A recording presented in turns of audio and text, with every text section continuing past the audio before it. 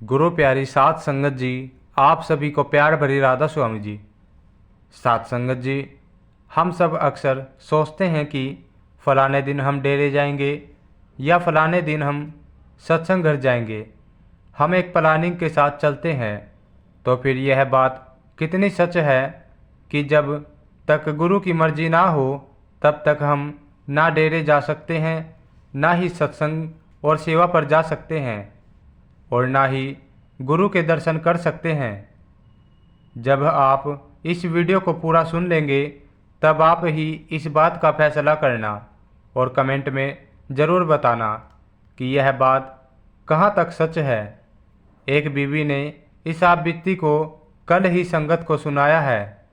सात संगत जी, यह बीवी जो कि दिल्ली के पास गुरुग्राम में ही रहती है, इस बीवी ने बताया कि यह गुरुग्राम में अकेली रहती है और इसके पति अब इस दुनिया में नहीं है।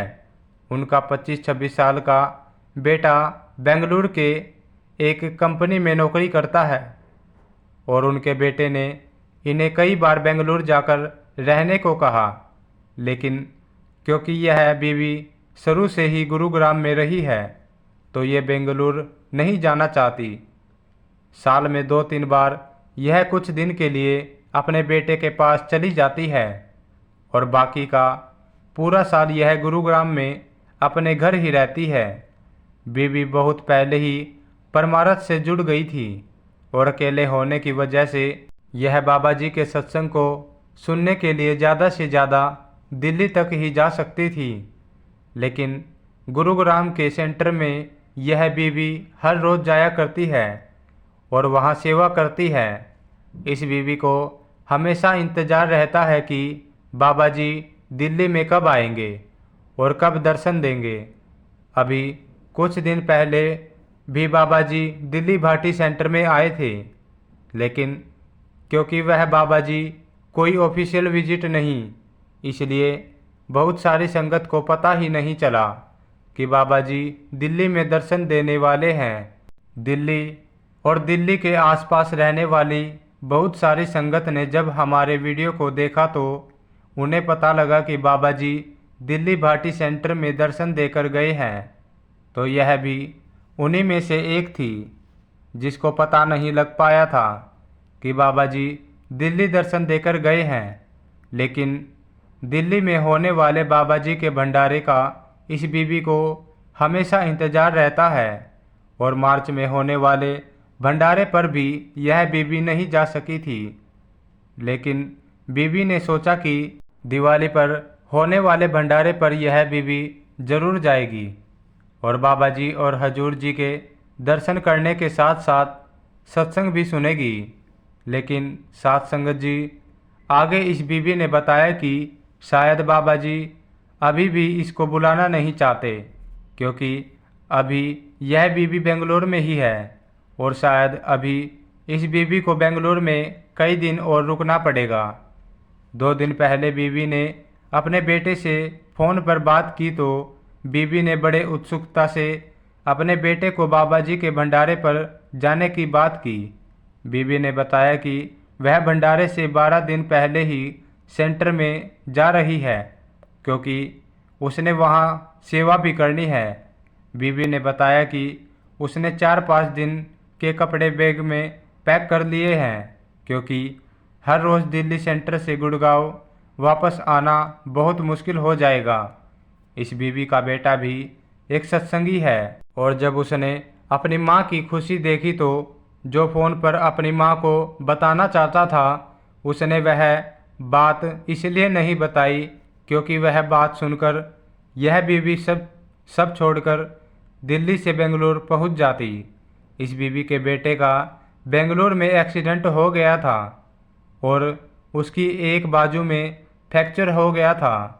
यही बात बताने के लिए उस दिन बीवी के बेटे ने अपनी माँ को फ़ोन किया था और वह यह बात बताना चाहता था कि ज़्यादा परेशानी वाली बात नहीं है, इसलिए आप चिंता ना करें। तो जब बेटे ने सुना कि उसकी माँ बाबा जी के दर्शन करने जा रही है तो बेटे ने बात को एकदम घुमा दिया और एक्सीडेंट वाली बात नहीं बताई, क्योंकि बेटा चाहता था कि उसकी माँ ने पूरा साल बाबा जी के दर्शनों का इंतज़ार किया है और मेरी वजह से उसकी माँ बाबा जी के दर्शन को मिस ना कर दे। कुछ देर बात करने के बाद बेटे ने फ़ोन काट दिया।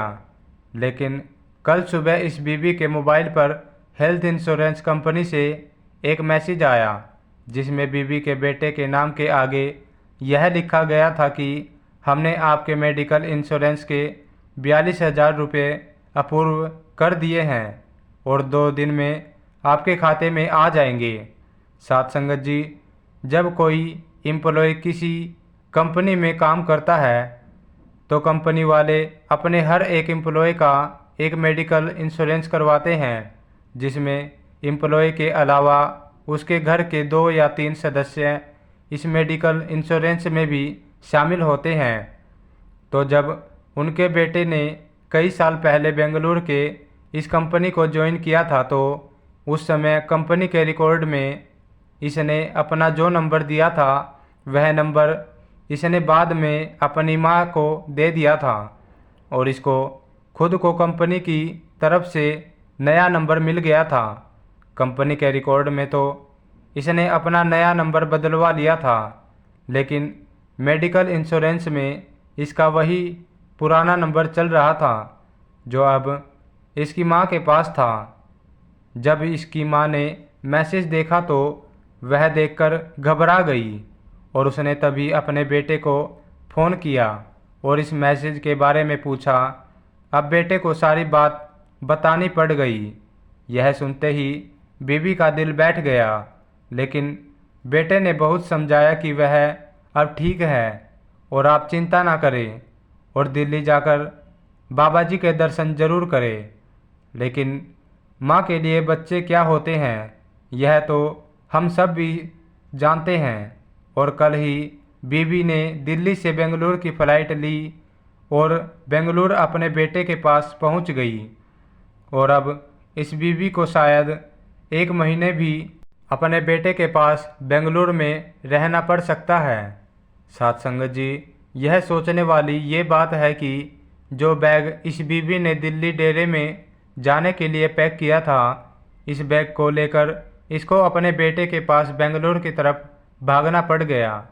अब इस पूरे वाक्य से आप ही अंदाज़ा लगाओ कि इनमें से कौन सी बात सही है। क्या हम अपनी मर्जी से बाबा जी के दर्शन करने जा सकते हैं, या जब तक बाबा जी बुला नहीं लेते तब तक हम नहीं जा सकते। बड़े महाराज जी कहते थे कि इंसान अपनी सालों की प्लानिंग करके बैठा है, लेकिन उसकी क्या प्लानिंग है यह उस मालिक के सिवा कोई नहीं जानता। साथ संगत जी, आज हम सोच बैठे हैं कि आज से 1 साल बाद या 2 साल बाद हम ऐसा करेंगे वैसा करेंगे, लेकिन अगले पल का हमें नहीं पता कि क्या होने वाला है। मालिक की बनाई इस सृष्टि में इंसान की ना कभी चली है और ना ही कभी चल पाएगी।